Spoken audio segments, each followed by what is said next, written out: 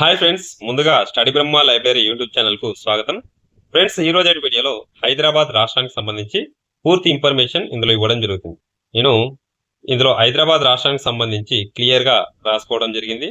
ఇది mind mapping విధానంలో పూర్తి ఇన్ఫర్మేషన్ ఎలాంటి పాయింట్ మిస్ కాకుండా ఈ ఇన్ఫర్మేషన్ మీకు అందించాలనే ఉద్దేశంతో ఈ వీడియో చేయడం జరుగుతుంది. ఈ హైదరాబాద్ రాష్ట్రానికి సంబంధించి 3 ప్రభుత్వాలు పరిపాలించడం జరిగింది. అందులో జేఎన్ చౌదరి ప్రభుత్వం, ఎంకే వెల్లోడి ప్రభుత్వం, అలాగే బూరుగుల రామకృష్ణారావు ప్రభుత్వం, ఇలా 3 ప్రభుత్వాలకు సంబంధించిన పూర్తి సమాచారాన్ని ఎలాంటి పాయింట్ మిస్ కాకుండా మీకు అందివ్వాలనే ఉద్దేశంతో ఇలా నేను రాసుకున్నటువంటి ఈ నోట్స్ ను మీకు ఈ వీడియో రూపంలో తీసుకురావడం జరుగుతుంది. మీరు హైదరాబాద్ రాష్ట్రానికి సంబంధించి లెసన్స్ చదివిన తర్వాత ఈ వీడియోను ఒకసారి చూసినట్లయితే మీకు ఖచ్చితంగా ఎలాంటి పాయింట్ మిస్ కాకుండా ఈ వీడియో మీకు రీజన్ గా యూజ్ అవుతుంది. ఓకే, ఇప్పుడు లేట్ చేయకుండా వీడియోలోకి వెళ్దాం. వీడియోలోకి వెళ్లే ముందు మన స్టడీ బ్రహ్మ లైబ్రరీ యూట్యూబ్ ఛానల్ ఎవరైనా సబ్స్క్రైబ్ చేసుకున్నారంటే సబ్స్క్రైబ్ చేసుకొని చూడండి. అలాగే మీ వంతు సపోర్ట్ ఖచ్చితంగా ఉండాలి. మీ సపోర్ట్ గా కేవలం ఒక లైక్ కొట్టండి. మీరు లైక్ కొడితే చాలు ఇలాంటి వీడియోస్ ముందు మీ ముందుకు తీసుకురావడం జరుగుతుంది. అలాగే ఫ్రెండ్స్, ఈ వీడియోకు ఒక 500 లైక్లు వస్తాయని ఎక్స్పెక్ట్ చేస్తున్నాను. మీరు లైక్ కొట్టి ఈ వీడియో కొనసాగించండి. ఓకే, ఇప్పుడు లేట్ చేయకుండా వీడియోలోకి వెళ్దాం. వీడియోలోకి వెళ్లే ముందు ఫ్రెండ్స్, ఈ వీడియోల యొక్క పీడిఎఫ్ కూడా కావాలనుకుంటే మన స్టడీ బ్రహ్మ యాప్ ను డౌన్లోడ్ చేసుకోండి. అందులో ఈ వీడియోల యొక్క పీడిఎఫ్ లు అప్లోడ్ చేస్తున్నాను. వాటిని మీరు ఫ్రీగా పొందవచ్చు. ఎలాంటి కాస్ట్ లేదు, ఫ్రీగా పొంది వీటిని డౌన్లోడ్ చేసుకుని చదువుకునే ఆప్షన్ కూడా ఇవ్వడం జరిగింది. ఇప్పుడు లేట్ చేయకుండా వీడియోలోకి వెళ్దాం. హైదరాబాద్ రాష్ట్రం. హైదరాబాద్ సంస్థానమే హైదరాబాద్ రాష్ట్రంగా ఏర్పాటు కావడం జరిగింది. ఇది 1948 నుంచి 1956 వరకు హైదరాబాద్ రాష్ట్రంగా కొనసాగిందని మనం చెప్పవచ్చు. నెక్స్ట్, భారతదేశంలో 1947 ఆగస్టు 15 తారీఖున స్వతంత్రం వచ్చినప్పుడు రాష్ట్రాలు 29 రాష్ట్రాలుగా ఉండింది మన భారతదేశం. అందులో ఏ రాష్ట్రాలలో 9 ఉన్నాయి. అందులో బ్రిటిష్ పాలిత ప్రాంతాలు. బి రాష్ట్రాలలో 9 రాష్ట్రాలు ఉన్నాయి. అందులో అతిపెద్ద సంస్థానాలు. సి రాష్ట్రాలలో 10 రాష్ట్రాలు ఉన్నాయి. అవి చిన్న సంస్థానాలు. డి రాష్ట్రాలలో ఒకటి ఉంది, అది అండమాన్ నికోబార్ దీవులు. ఇలా స్వతంత్రం వచ్చినప్పుడు మన భారతదేశంలో 29 రాష్ట్రాలు ఉన్నాయి. అయితే ఈ వ్యవస్థను 1956 అక్టోబర్ 31 వరకు కొనసాగించారు. తర్వాత 1956 నవంబర్ 1 తారీఖున ఎస్ఆర్సి ప్రకారం, ఎస్ఆర్సి అంటే స్టేట్ రీఆర్గనైజేషన్ కమిషన్, రాష్ట్రాల పునర్వ్యవస్థీకరణ ద్వారా 14 రాష్ట్రాలు 6 కేంద్రపాలిత ప్రాంతాలను ఏర్పాటు చేయడం జరిగింది. ఇప్పుడు 1956 నవంబర్ 1 తారీఖున 14 రాష్ట్రాలు 6 కేంద్రపాలిత ప్రాంతాలు ఏర్పాటు చేశారు. అయితే హైదరాబాద్ సంస్థానంలో 16 జిల్లాలు ఉన్నాయి. 1948 సెప్టెంబర్ 18 వరకు హైదరాబాద్ రాష్ట్రంలో 16 జిల్లాలు ఉన్నాయి. హైదరాబాద్ సంస్థానమే హైదరాబాద్ రాష్ట్రంగా ఏర్పడింది కదా, అందులో 16 జిల్లాలు ఉన్నాయి. అయితే 1864 సంవత్సరంలో జిల్లాబందీ విధానం ద్వారా మొదటి సాలార్ సింగ్ అనే వ్యక్తి 14 జిల్లాలను ఏర్పాటు చేశారు. తర్వాత 15వ జిల్లాగా నాగర్ కర్నూలు అనే జిల్లా ఏర్పాటైంది. అయితే 16వ జిల్లాగా గుల్బర్గా జిల్లా ఏర్పాటైంది. 17వ జిల్లాగా తాండూరు ఏర్పాటైంది. అంటే మొత్తం 17 జిల్లాలు ఏర్పాటయ్యాయి. అయితే 1905 సంవత్సరంలో లింగసూనూర్ అనే జిల్లాను రాయచూర్ అనే జిల్లాలో కలిపివేయడం జరిగింది. కాబట్టి మొత్తం 16 జిల్లాలు ఉన్నాయి. అయితే 17 జిల్లాలో ఒక జిల్లా ఇంకో జిల్లాలో కలిసిపోయింది కాబట్టి 16 జిల్లాలు ఉన్నాయని మనం గుర్తుంచుకోవాలి. నెక్స్ట్, మన హైదరాబాద్ సంస్థానంలో ఉన్నటువంటి 16 జిల్లాల గురించి క్లియర్ గా చూద్దాం. ఇప్పుడు కర్ణాటక ప్రాంతానికి సంబంధించి, మహారాష్ట్ర ప్రాంతానికి సంబంధించి, తెలంగాణ ప్రాంతానికి సంబంధించి ఏ జిల్లాలు ఉన్నాయి వాటి గురించి చూస్తే, కర్ణాటక ప్రాంతంలో 3 జిల్లాలు ఉన్నాయి. అవి బీదర్ జిల్లా, రాయచూర్, గుల్బర్గా అనే ఈ 3 జిల్లాలు కర్ణాటక ప్రాంతానికి సంబంధించిన ఈ 3 జిల్లాలు.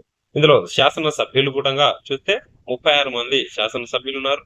భూభాగం పరంగా 22% భూభాగం ఆక్రమించి ఉంది. ఇది హైదరాబాద్ రాష్ట్రంలో. నెక్స్ట్, మహారాష్ట్ర ప్రాంతానికి సంబంధించి మనం క్లియర్ గా చూసినట్టయితే మహారాష్ట్ర ప్రాంతంలో 5 జిల్లాలు ఉన్నాయి. అందులో ఔరంగాబాద్ జిల్లా, నాందేడ్ జిల్లా, బీరార్ జిల్లా, ఉస్మానాబాద్ జిల్లా, పర్బనీ జిల్లా. ఇలా ఈ 5 జిల్లాలు మహారాష్ట్ర ప్రాంతంలో ఉన్నాయి. శాసనసభ్యులు చూస్తే 44 మంది శాసనసభ్యులు ఉన్నారు. భూభాగం పరంగా హైదరాబాద్ రాష్ట్రంలో భూభాగం పరంగా 28% భూభాగాన్ని ఆక్రమించింది ఈ మహారాష్ట్ర ప్రాంతంలో ఉన్నటువంటి ఈ 5 జిల్లాలు. నెక్స్ట్, తెలంగాణ ప్రాంతానికి సంబంధించిన జిల్లాల గురించి చూస్తే ఇందులో 8 జిల్లాలు ఉన్నాయి. అందులో చూసినట్టయితే మహబూబ్ నగర్ జిల్లా, నల్గొండ జిల్లా, హైదరాబాద్, దీన్ని అప్పుడు అస్తరఫ్ బల్దా అని పిలిచేవారు. తర్వాత మెదక్ జిల్లా, నిజామాబాద్ జిల్లా, వరంగల్ జిల్లా, కరీంనగర్ జిల్లా, ఆదిలాబాద్ జిల్లా. ఇలా 8 జిల్లాలు ఉన్నాయి. శాసనసభ్యులు చూసినట్టయితే 95 మంది శాసనసభ్యులున్నారు. భూభాగం పరంగా 50% భూభాగం తెలంగాణ ప్రాంతం అనేది ఆక్రమించి ఉంది. హైదరాబాద్ రాష్ట్రంలో 50% భూభాగాన్ని తెలంగాణ ప్రాంతం ఆక్రమించింది. అలాగే 28% భూభాగాన్ని మహారాష్ట్ర, కర్ణాటక ప్రాంతంలో ఉన్నటువంటి ఈ 3 జిల్లాలు 22% భూభాగాన్ని ఆక్రమించి ఉన్నాయి. అయితే అసెంబ్లీ స్థానాల గురించి చూసినట్లయితే ఇందులో ముఖ్యంగా మనం గమనించినట్టయితే 142 ఏకసభ్య, 33 ద్విసభ ఎన్నికలకు ఎన్ని స్థానాలు ఉన్నాయి. అందులో మొత్తం హైదరాబాద్ లో 175 అసెంబ్లీ స్థానాలు ఉన్నాయి. మనకు అందులో ఏకసభ్య అవి 142, ద్విసభనేమో 33. ఇందులో ద్విసభ విధానంలో జనరల్ కేటగిరీ నుంచి ఒక వ్యక్తి నిలబడతాడు, అలాగే రిజర్వేషన్ నుంచి ఒక వ్యక్తి నిలబడడం జరుగుతుంది. ఇలా దీనికి సంబంధించి నెక్స్ట్ హైదరాబాద్ రాష్ట్రానికి సంబంధించి 3 పరిపాలనలు జరిగాయి. 3 వ్యక్తులు పరిపాలించారు. ఎప్పటి నుంచి? 1948 నుంచి 1956 వరకు 3 ప్రభుత్వాలు పనిచేశాయి. వాటి గురించి చూస్తే ఒకటి జేఎన్ చౌదరి ప్రభుత్వం, ఇది మిలిటరీ ప్రభుత్వం. నెక్స్ట్ వచ్చేది ఎంకే వెల్లోడి ప్రభుత్వం, ఇది పౌర ప్రభుత్వం. నెక్స్ట్ బూరుగుల రామకృష్ణారావు ప్రభుత్వం, ఇది ప్రజాస్వామ్య పరంగా ఎన్నికైన ప్రభుత్వం. బూరుగుల రామకృష్ణారావు ప్రభుత్వం, ఈయన ముఖ్యమంత్రిగా ఎన్నిక కావడం జరిగింది. నెక్స్ట్ ఇప్పుడు ఒక్కొక్క ప్రభుత్వం గురించి క్లియర్ గా మనం చూసినట్టయితే మొదటగా జేఎన్ చౌదరి యొక్క ప్రభుత్వం గురించి చూద్దాం. ఈయన 1948 సెప్టెంబర్ 18న హైదరాబాద్ సంస్థానం ఇండియన్ యూనియన్ లో కలిసినప్పటి నుంచి 1949 డిసెంబర్ 1 తారీఖు వరకు ఈయన పరిపాలించడం జరిగింది. ఈయన బెంగాల్ అనే ప్రాంతానికి చెందినటువంటి వ్యక్తి, బెంగాల్ రాష్ట్రానికి చెందినటువంటి వ్యక్తి. ఈయన యొక్క కార్యనిర్వాహక మండలి గురించి చూస్తే ఒకటి మిలిటరీ గవర్నర్ గా జేఎన్ చౌదరి ఉన్నారు. అలాగే చీఫ్ సివిల్ అడ్మినిస్ట్రేటర్ గా డిఎస్ బాక్లే, అలాగే అడిషనల్ అడ్మినిస్ట్రేటర్ గా డిఆర్ బ్రదర్. ఈ 3 వ్యక్తులు కార్యనిర్వాహక మండలి. ఇందులో ఇతర మంత్రివర్గ సభ్యుల గురించి చూస్తే 5 మంది మంత్రివర్గ సభ్యులు ఉన్నారు. అందులో ఒకటి నవాబ్ జైనియార్ జంగ్, సివిఎస్ రావు, సిహెచ్ కృష్ణారావు, రాజదొందిరాజ్ బహాదూర్, అలాగే కాజం ఇయర్జంగ్. ఈ 5 మంది వ్యక్తులు మంత్రివర్గ సభ్యులు. అయితే ఈ మొదటి 2 వ్యక్తులు నవాబ్ జైనియార్ జంగ్, సివిఎస్ రావు, ఈ 2 వ్యక్తులు ఎంకే వెల్లోడి ప్రభుత్వంలో కూడా మంత్రులుగా పనిచేయడం జరిగింది. ఇది గుర్తించుకోవాలి. అలాగే ఈ జేఎన్ చౌదరి ప్రభుత్వ కాలంలోనే 1949 ఫిబ్రవరి 6 తారీఖున ఒక ఫర్మాలను ఈయన జారీ చేయడం జరిగింది. ఎవరు? జేఎన్ చౌదరి. ఆ ఫర్మాలలో ఉన్నటువంటి అంశాల గురించి చూస్తే ఒకటి సర్ఫే కాస్ట్ ను రద్దు చేశాడు. సర్ఫే కాస్ట్ అంటే నిజాం ప్రభుకు సొంత ఆస్తి, నిజాం ప్రభు యొక్క సొంత ఆస్తి అయినటువంటి 80 లక్షల ఎకరాల భూమిని రద్దు చేయడం జరిగింది. అలాగే రెండవది జాగీర్దారీ వ్యవస్థ, 1/3 వంతు జాగీర్దారీ వ్యవస్థను రద్దు చేయడం జరిగింది. అంటే దొరల కింద ఉన్నటువంటి భూమిని జాగీర్దారీ అంటారు. ఈ భూమి యొక్క దీన్ని కూడా జాగీర్దారీ వ్యవస్థను రద్దు చేయడం జరిగింది. మూడవది చూస్తే అలీషికను రద్దు చేయడం జరిగింది. అలీషిక అంటే 1857 సిపాయిల తిరుగుబాటు తర్వాత సాలార్జంగ్ 1 అనే వ్యక్తి నిజాం అలీ ఖాన్ పేరు మీదుగా ఏర్పాటు చేసిందే అలీషిక. ఈ అలీషికను ఈ జేఎన్ చౌదరి అనే వ్యక్తి రద్దు చేయడం జరిగింది. నెక్స్ట్ 4వ అంశం చూస్తే చెరువు దినం అనేది అప్పుడు శుక్రవారం ఉండేది. ఆ శుక్రవారంను ఆదివారంకు మార్చడం జరిగింది. ఈ 4 అంశాలు గుర్తుంచుకోవాలి ఫ్రెండ్స్. ఖచ్చితంగా వీటిపైన కొన్ని స్టేట్మెంట్ల రూపంలో చేసి అందులో తప్పుగా ఉన్నది ఏది అని అడిగే అవకాశం ఉంటుంది కాబట్టి వీటిని ఎక్కువగా గుర్తుంచుకోవాలి. అలాగే జేఎన్ చౌదరి యొక్క దుష్పరిపాలన గురించి క్లియర్ గా చూస్తే ఈయన 4,000 మంది కమ్యూనిస్టులను ఊచకోత పోయడం జరిగింది. అలాగే 27,000 నుంచి 40,000 వరకు రజాకార్లను కూడా ఊచకోత కోశారని యూనిస్ సలీం అనే వ్యక్తి కేంద్ర ప్రభుత్వానికి ఫిర్యాదు చేయడం జరిగింది. కాబట్టి ఈయన ప్రభుత్వంపై ఒక కమిటీని నియమించడం జరిగింది. ఆ కమిటీ పేరు పండిట్ సుందర్ లాల్ కమిటీ. ఈ కమిటీలోని సభ్యుల గురించి కూడా క్లియర్ గా తెలుసుకోవాలి ఫ్రెండ్స్. వీటిపై ప్రతిసారి క్వశ్చన్స్ రావడం జరుగుతుంది. ఈ సభ్యులను కార్యదర్శులను గుర్తుంచుకోవాలి. ఈ పండిట్ సుందర్ లాల్ కమిటీ యొక్క సభ్యులు 2 ఉంటారు. వారి గురించి చూస్తే కాజీ అబ్దుల్ గాఫూర్, అలాగే మౌలానా అబ్దుల్ నిసా, ఈ 2 సభ్యులు. కార్యదర్శుల గురించి చూస్తే ఒకరు ఫరూక్ షియార్, రెండో వ్యక్తి పిపి అంబుల్కర్. ఈ 2 వ్యక్తులు కార్యదర్శులు. ఈ పండిట్ సుందర్ లాల్ కమిటీ అనేది నివేదిక ఇవ్వడం జరిగింది. అయితే నివేదికను బయలు పెట్టలేదు. ఎందుకంటే హిందూ ముస్లింలకు గొడవలు వస్తాయనే కారణంగా ఈ నివేదికను బయట పెట్టలేదు. అయితే 2013 సంవత్సరంలో మన్మోహన్ సింగ్ ప్రభుత్వం ఉన్నప్పుడు జవహర్ లాల్ నెహ్రూ మ్యూజియంలో ఈ నివేదికను ప్రవేశపెట్టడం జరిగింది. ఇది దీనికి సంబంధించి. నెక్స్ట్ ఎంకే వెల్లోడి ప్రభుత్వానికి సంబంధించి ఇప్పుడు clear information. Next MK Vellodi పరిపాలన చూస్తే 1949 డిసెంబర్ 2 నుంచి 1950 జనవరి 11 వరకు తాత్కాలిక ప్రధానిగా పనిచేశాడు. తర్వాత 1950 జనవరి 12 నుంచి 1956 మార్చి 5 వరకు ఈయన పరిపాలించడం జరిగింది.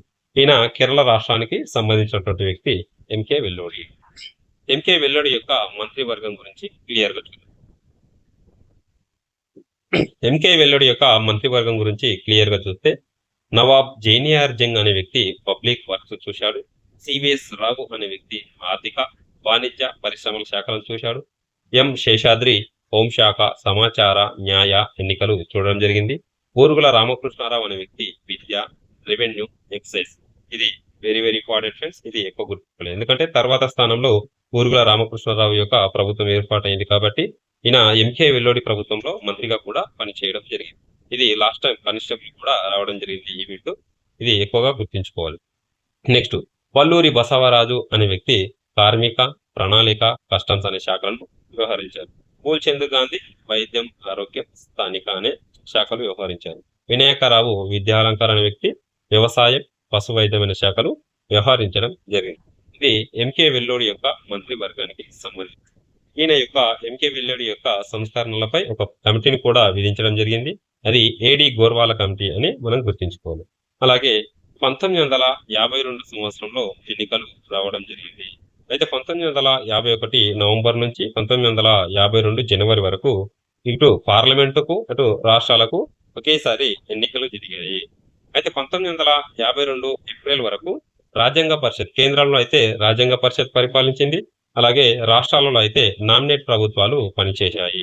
నామినేట్ ప్రభుత్వాలు అంటే ఎంకే వెల్లోడి అలాగే జే చౌదరి ప్రభుత్వాలను నామినేట్ ప్రభుత్వాలే అని అనడం జరుగుతుంది. ఎందుకంటే ఊరుగుల రామకృష్ణారావు ప్రభుత్వం అనేది ఎన్నిక ద్వారా ఎన్నికైంది కాబట్టి. అయితే 3 సంవత్సరాలన్నర అంటే 1948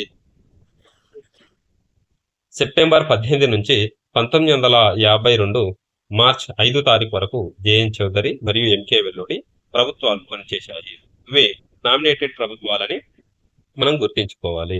నెక్స్ట్ ఇక్కడ మనం ముఖ్యంగా ఇంకొన్ని విషయాలు చూసినట్టయితే జేఎన్ చౌదరి కాలంలో ముఖ్యంగా ప్రాథమిక విద్యను ఎక్కువ ప్రోత్సహించడం జరిగింది. అవి ప్రాథమిక విద్యలో స్థానిక భాషను ప్రవేశపెట్టడం జరిగింది. అందులో మరాఠీ భాష, కన్నడ భాష, తెలుగు భాషలను ప్రవేశపెట్టడం జరిగింది. అయితే ఉర్దూ స్థానంలో ఇంగ్లీష్ భాషను ప్రవేశపెట్టడం జరిగింది. వీరు ముల్కీ నియమాలను ఉల్లంఘించడం జరిగింది. ఎవరు? జేఎన్ చౌదరి మరియు ఎంకే వెల్లోడి ప్రభుత్వాలు, ఈ 2 ప్రభుత్వాలు ముల్కీ నియమాలను ఉల్లంఘించారని చెప్పుకోవాలి. అయితే 1952 నాటికి 8,000 ఉద్యోగాలు నాన్ మిలిటరీలు ఆక్రమించుకోవడం జరిగింది. వీరి ప్రభుత్వాల కారణంగానే ఈ 8,000 ఉద్యోగాలు అనేవి నాన్ మిలిటరీలు ఆక్రమించుకున్నారు. 1949 ఆగస్టు 15 తారీఖున జాగీర్దారీ వ్యవస్థ రద్దు కావడం జరిగింది. అంటే 1947 సంవత్సరంలో స్వతంత్రం వస్తే ఆగస్టు 15న, 1949 సంవత్సరంలో జాగీర్దారీ వ్యవస్థ రద్దయిందంటే 2 సంవత్సరాల కాల వ్యవధి పట్టింది. 2 సంవత్సరాల కాల వ్యవధి తర్వాత జాగీర్దారీ వ్యవస్థ రద్దు కావడం జరిగింది. ఇది ఇలా గుర్తించుకుంటే మనకు ఎక్కువ గుర్తుంటుందని ఉద్దేశంతో ఇలా రాసి చెప్పడం జరుగుతుంది. 1950 సంవత్సరంలో రక్షిత కౌలుదారు చట్టం తీసుకురావడం జరిగింది. దీని ద్వారా 6 సంవత్సరాలు ఏ రైతు అయితే ఆ భూమిని సాగు చేస్తాడో ఆ రైతుకు 60% ఆ భూమిపై హక్కు ఉంటుందని ఈ రక్షిత కౌలుదారు చట్టం ద్వారా తెలుస్తుంది. ఇది దీనికి సంబంధించి. నెక్స్ట్ హైదరాబాద్ లో జరిగినటువంటి ఎన్నిక గురించి ఇప్పుడు క్లియర్ గా చూద్దాం. హైదరాబాద్ లో రాష్ట్రంలోని ఎన్నికలు. ఇందులో హైదరాబాద్ రాష్ట్రంలో మొత్తం అసెంబ్లీ స్థానాలు 175 అసెంబ్లీ స్థానాలు, అలాగే పార్లమెంటు స్థానాలు 25 పార్లమెంటు స్థానాలు. ఇందులో కాంగ్రెస్ పార్టీ 93 స్థానాలు గెలుపొందడం జరిగింది. అయితే పర్సంటేజ్ పరంగా చూస్తే 41.86% పర్సంటేజ్ ని సాధించడం జరిగింది. నెక్స్ట్ పీడిఎఫ్ పార్టీ అనేది 42 స్థానాలు గెలుపొందింది. పర్సంటేజ్ పరంగా 20.76% సాధించడం జరిగింది. సోషలిస్టు పార్టీ 11 స్థానాలను గెలుపొందింది. ఇది ఈ పార్టీలకు సంబంధించి. నెక్స్ట్ నల్గొండ జిల్లాకు సంబంధించి ముఖ్యంగా మనం గమనించినట్లయితే ఇక్కడ కమ్యూనిస్టు ప్రభావం ఎక్కువ ఉంటుంది కాబట్టి 14 అసెంబ్లీ స్థానాలకు 14 అసెంబ్లీ స్థానాలు పీడిఎఫ్ పార్టీ గెలుపొందడం జరిగింది. నెక్స్ట్ ఇది ఎక్కువ గుర్తుంచుకోవాలి. ఇది వెరీ వెరీ ఇంపార్టెంట్. దాని గురించి లాస్ట్ టైం క్వశ్చన్ రావడం కూడా జరిగింది. నెక్స్ట్ రావి నారాయణ రెడ్డి దేశంలోనే అత్యధిక మెజార్టీ సాధించడం జరిగింది. కాంగ్రెస్ పార్టీ అనే పార్టీ కాడిద్దుల గుర్తుతో ఈ కాలంలో పోటీ చేయడం జరిగింది. కాంగ్రెస్ పార్టీ ఏ గుర్తుతో పోటీ చేసిందని క్వశ్చన్ కూడా ఇవ్వడం జరిగింది. కాంగ్రెస్ పార్టీ కాడిద్దుల గుర్తుతో పోటీ చేసింది. అలాగే 1952 మార్చి 6 తారీఖున బూర్గుల రామకృష్ణారావు సీఎంగా పదవి ప్రమాణ స్వీకారం చేశారు. ఆ సమయంలో ప్రొటెన్ స్పీకర్ గా ఉన్నటువంటి వ్యక్తి మందమూల నరసింహారావు, మొదటి స్పీకర్ గా ఎన్నికైనటువంటి వ్యక్తి కాశీనాథరావు వైద్య, డిప్యూటీ స్పీకర్ పంపన్నగౌడ, ప్రతిపక్ష నాయకుడు చూస్తే విడి దేశపాండే అనే వ్యక్తి పీడీఎఫ్ పార్టీకి చెందినటువంటి వ్యక్తి. ఈయన ప్రతిపక్ష నాయకుడు. నెక్స్ట్ బూర్గుల రామకృష్ణారావు యొక్క మంత్రివర్గం గురించి ఇప్పుడు క్లియర్ గా చూస్తాం. ఈ బూర్గుల రామకృష్ణారావు యొక్క మంత్రివర్గంపై చాలా సార్లు క్వశ్చన్స్ రావడం జరుగుతుంది, కాబట్టి దీనిని ముఖ్యంగా మనం గుర్తుంచుకోవాలి. బూర్గుల రామకృష్ణారావు సీఎంగా ప్రమాణ స్వీకారం చేశారు. ఈయన దగ్గర రెవెన్యూ శాఖ కూడా ఉంది. నెక్స్ట్ బిందు దిగంబర్ రావు అనే వ్యక్తి దగ్గర హోంశాఖ. నెక్స్ట్ జిఎస్ విల్కోటే ఆర్థిక శాఖ వ్యవహరించారు. గనిమిపి అన్నారావు స్థానిక పరిపాలన. నెక్స్ట్ కేవీ రంగారెడ్డి, ఇది వెరీ వెరీ ఇంపార్టెంట్, ఇది చాలా సార్లు రావడం జరిగింది. కేవీ రంగారెడ్డి అనే వ్యక్తి ఎక్సైజ్, కస్టమ్స్, అటవీ శాఖ. ఏ శాఖలు నిర్వహించారని క్వశ్చన్ అడగడం జరిగింది లాస్ట్ టైం క్వశ్చన్ పేపర్లలో, ఇది గుర్తుంచుకోండి. నెక్స్ట్ మర్రి చెన్నారెడ్డి పౌర సరఫరాలు వ్యవహరించడం జరిగింది. పూల్చంద్ గాంధీ విద్య, ఆరోగ్య శాఖలను వ్యవహరించారు. నెక్స్ట్ వల్లూరి బసవరాజు అనే వ్యక్తి కార్మిక, ప్రణాళిక శాఖలను వ్యవహరించడం జరిగింది. ఈయన ఏకైక ఆంధ్రుడని గుర్తించుకోండి. సికింద్రాబాద్ స్థానం నుంచి ఎన్నిక కావడం జరిగింది వల్లూరి బసవరాజు. ఈయన ఏకైక ఆంధ్రుడు, బూర్గుల రామకృష్ణారావు మంత్రివర్గంలో ఉన్నటువంటి ఏకైక ఆంధ్రుడు. నెక్స్ట్ దేవి సింగ్ చౌహాన్ అనే వ్యక్తి సాంఘిక సంక్షేమం, శంకర్ దేవ్ అనే వ్యక్తి హరిజన సంక్షేమం, జగన్నాథరావు అనే వ్యక్తి న్యాయశాఖ, వినాయకరావు విద్యా అలంకర్ అనే వ్యక్తి పరిశ్రమలు, వాణిజ్య శాఖలు, అలాగే నవాబ్ మొయిదియార్ జంగ్ అనే వ్యక్తి పబ్లిక్ వర్క్స్. ఇవి చూసుకున్నారు. ఈ శాఖలను చూసుకున్నటువంటి వ్యక్తులు 13 మంది మంత్రివర్గం. నెక్స్ట్ ఇందులో ముఖ్యంగా మనం గుర్తుంచుకోవాల్సింది సంఘం లక్ష్మీబాయి అనే వ్యక్తి హైదరాబాద్ రాష్ట్రంలో ఏకైక మహిళా మంత్రి. ఈమె విద్యా సహాయక శాఖగా పనిచేయడం జరిగింది. నెక్స్ట్ హైదరాబాద్ రాష్ట్రానికి మేయర్ గా మాడపాటి హనుమంతరావు ఉండడం జరిగింది. ఈయన గోల్కొండ పత్రిక స్థాపకుడు. దాన్ని సంపాదకులు చూస్తే సురవరం ప్రతాపరెడ్డి. ఎవరు? మాడపాటి హనుమంతరావు. ఈయన మేయర్ గా కూడా వ్యవహరించారు, మొట్టమొదటి మేయర్. నెక్స్ట్ బూర్గుల రామకృష్ణారావు యొక్క సంస్కరణలు చూద్దాం. సంస్కరణల గురించి చూస్తే ప్రాథమిక విద్యను 500 జనాభా గల ప్రతి గ్రామానికి ప్రాథమిక విద్యను ప్రవేశపెట్టడం జరిగింది. ఈయన కాలంలోనే త్రిభాష సూత్రం రావడం జరిగింది. అంటే 1వ తరగతిలో తెలుగు భాషను, 3వ తరగతిలో హిందీ భాషను, 5వ తరగతిలో ఇంగ్లీష్ భాషను ప్రవేశపెట్టడం జరిగింది. ఈయన పరిపాలన కాలంలోనే 1953 అక్టోబర్ 1 తారీఖున ఖమ్మం జిల్లా ఏర్పాటు కావడం జరిగింది. అంటే 8 జిల్లాలుగా ఉన్న తెలంగాణ ప్రాంతం ఖమ్మం జిల్లాతో 9 జిల్లాలుగా ఏర్పాటైంది. తర్వాత 9 జిల్లాల తర్వాత మళ్ళొకటి ఏది? రంగారెడ్డి జిల్లా, కేవీ రంగారెడ్డి పేరు మీద అదొక జిల్లా ఏర్పడ్డది. కాబట్టి 10 జిల్లాలు కావడం జరిగింది 2014 వరకు.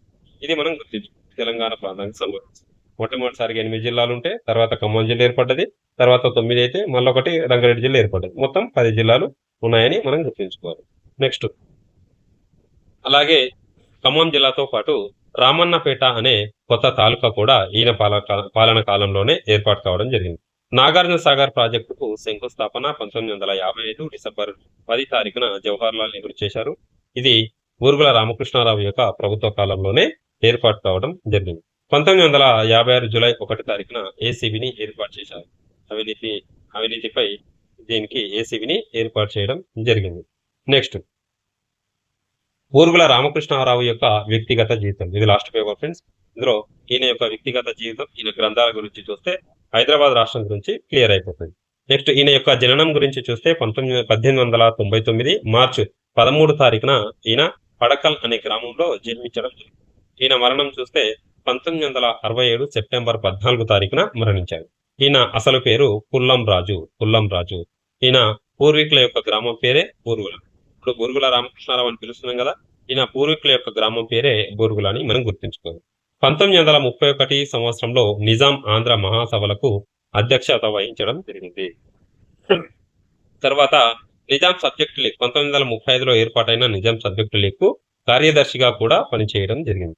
1952 ఎన్నికల్లో షాద్నగర్ అనే నియోజకవర్గం నుంచి ఎన్నిక కావడం జరిగింది. ఎన్నికైన తర్వాత సీఎం గా వ్యవహరించాడు.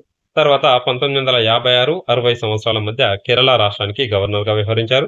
1960-62 మధ్య ఉత్తరప్రదేశ్ రాష్ట్రానికి గవర్నర్గా వ్యవహరించారు. 1962-66 మధ్య రాజ్యసభ సభ్యునిగా పనిచేయడం జరిగింది. ఇది బూరుగుల రామకృష్ణారావు యొక్క వ్యక్తిగత జీవితానికి సంబంధించి.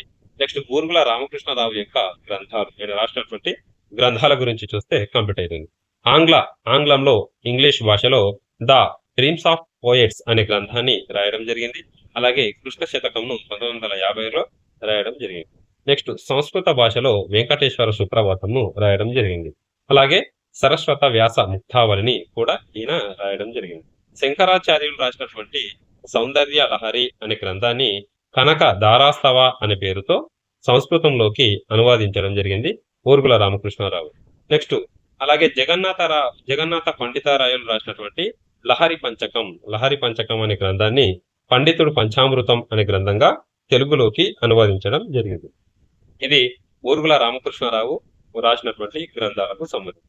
ఇలా ముఖ్యమైన సమాచారాన్ని హైదరాబాద్ రాష్ట్రానికి సంబంధించి ఏర్పడినటువంటి 3 ప్రభుత్వాల గురించి, 3 ప్రభుత్వాల యొక్క మంత్రివర్గాల గురించి, వారు ప్రవేశపెట్టినటువంటి సంస్కరణల గురించి, ఇలా క్లియర్ గా హైదరాబాద్ రాష్ట్రానికి సంబంధించి ముఖ్యమైన సమాచారం అందించానని అనుకుంటున్నాను. మీకు ఈ వీడియో నచ్చితే గనక ఒక లైక్ కొట్టడం మీ సపోర్ట్ గా, ఖచ్చితంగా మీ సపోర్ట్ ఉండాలి కాబట్టి మీరు లైక్ కొట్టడం మర్చిపోకండి. మీరు లైక్ కొట్టండి. అలాగే ఎవరైనా సబ్స్క్రైబ్ చేసుకున్న వారు ఉంటే సబ్స్క్రైబ్ చేసుకొని పెట్టుకోండి. మున్ముందు కాంపిటేటివ్ లో మీకు ఎంతగానో ఈ ఛానల్ ఉపయోగపడుతుంది. ఓకే, నెక్స్ట్ వీడియోలో మళ్ళీ కలుద్దాం. జై